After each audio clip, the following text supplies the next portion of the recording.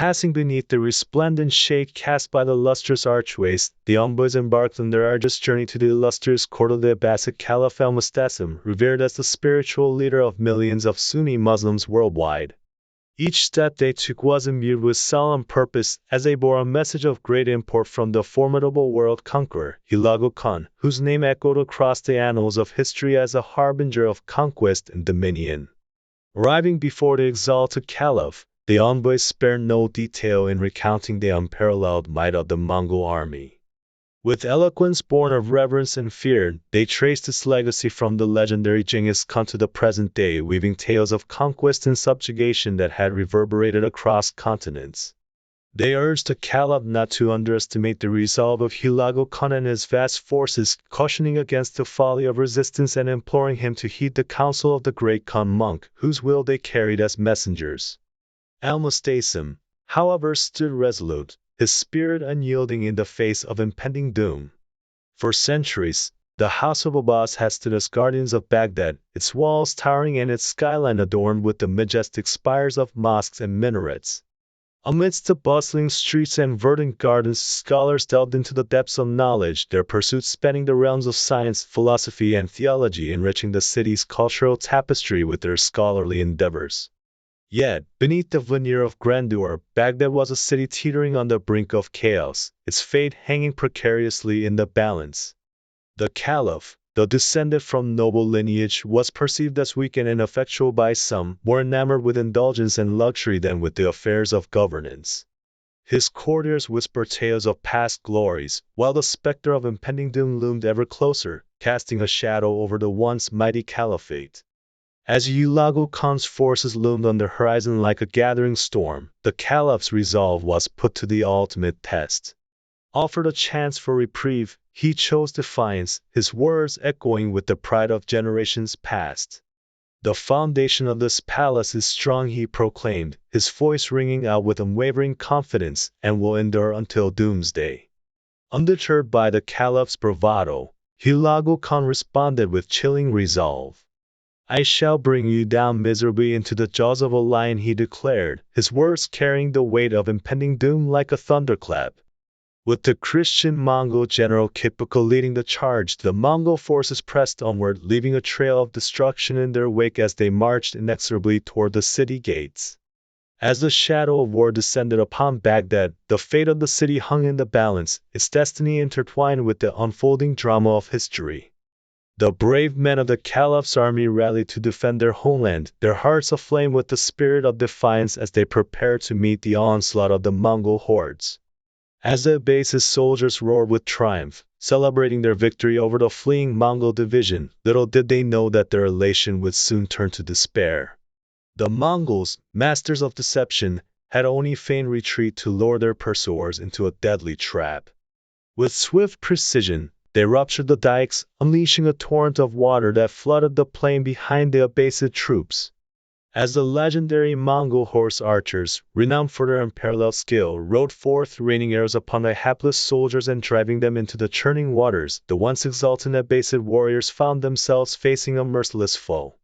Amidst the chaos of battle, the Mongols picked off a few of the invaders and collected their heads as grisly trophies to be presented to Hulagu Khan, the mastermind behind the invasion. With their fabled horse archers relentlessly pursuing the retreating Abbasid soldiers, cutting them down with lethal precision and driving the survivors into the water to drown, the battlefield became a scene of utter carnage and despair. As the Mongols scavenged the battlefield for spoils to send to Hulagu Khan, their numbers swelled with each passing moment. 12,000 severed ears of their fallen foes were dispatched as a gruesome offering to their leader, signaling the extent of their victory and the terror they instilled in their enemies. Meanwhile, back in Baghdad, the once mighty seat of the Abbasid Caliphate, the desperate cries for aid fell upon deaf ears. Once able to summon armies from distant lands to defend the city, the Abbasid throne now stood isolated and vulnerable, its allies nowhere to be found. With 100,000 Mongol warriors encircling the city from every side, the fate of Baghdad seemed all but sealed.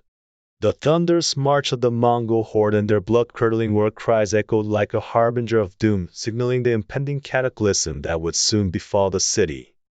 As the Mongols laid siege to Baghdad, pounding its walls and streets with relentless fury, the caliph's belated attempts at negotiation were swiftly rebuffed. With catapults bringing down strong towers and the city's defenses crumbling under the relentless onslaught, the stage was set for a massacre of unprecedented scale. When the Mongols breached the city's walls on January 29, 1258, they unleashed a tide of death and destruction upon its inhabitants. Thousands of Mongol warriors, joined by Christian troops from Armenia and Georgia eager to exact revenge upon their Islamic foes, swept over the ramparts, leaving a trail of carnage in their wake. Despite the caliph's desperate pleas for mercy, Hulagu Khan showed no signs of anger, instead greeting him with kindness before commanding the city's inhabitants to surrender. In a cruel twist of fate, those who emerged from the safety of their homes were met with a fate far worse than death, as the Mongols, with cold efficiency, slaughtered them without mercy. As the city descended into chaos, with hills of severed heads and bodies littering the streets, Hulagu Khan kept his promise to spare the minority Christian and Shia Muslim communities. Yet, for the rest of Baghdad's populace, there would be no reprieve.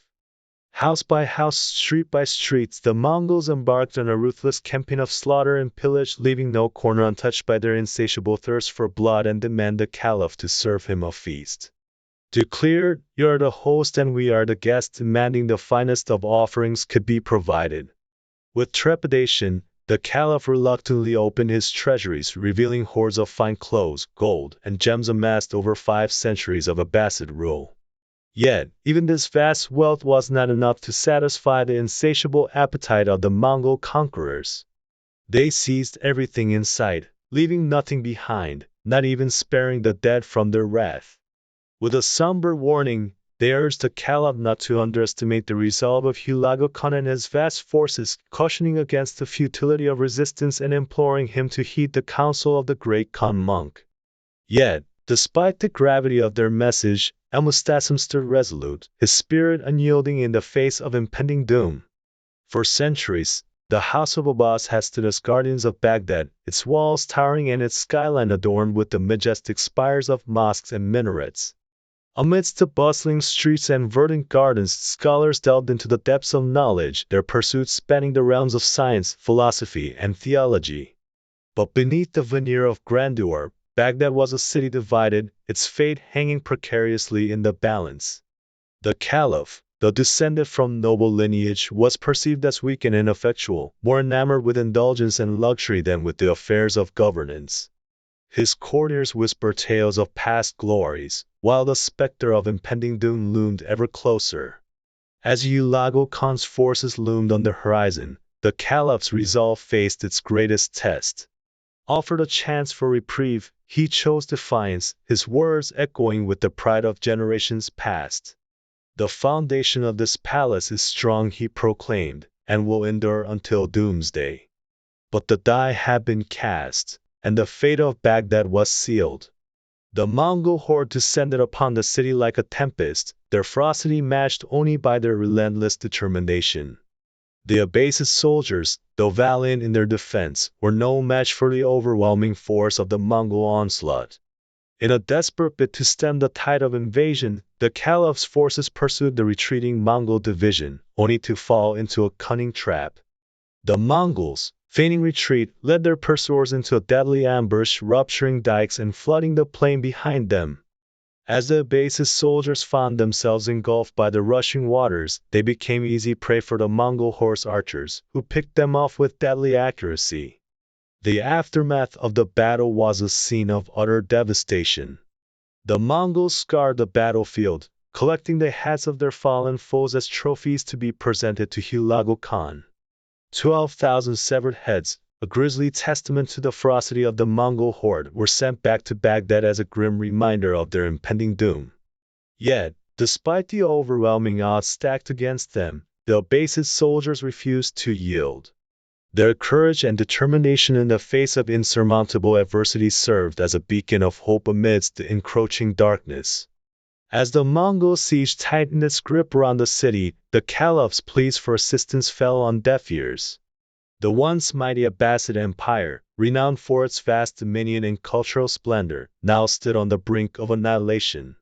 In a final act of defiance, The caliph emerged from the safety of his palace to confront his conquerors. But his defiance was met with merciless reprisal. The Mongols, heedless of his pleas for mercy, trampled him to death beneath the hooves of their horses, signaling the end of an era and the dawn of a new age of Mongol hegemony. The fall of Baghdad marked not only the demise of a once proud empire but also the beginning of a dark chapter in the annals of history. The atrocities committed by the Mongol invaders would be remembered for generations to come, serving as a grim reminder of the destructive power of conquest and the fragility of human civilization.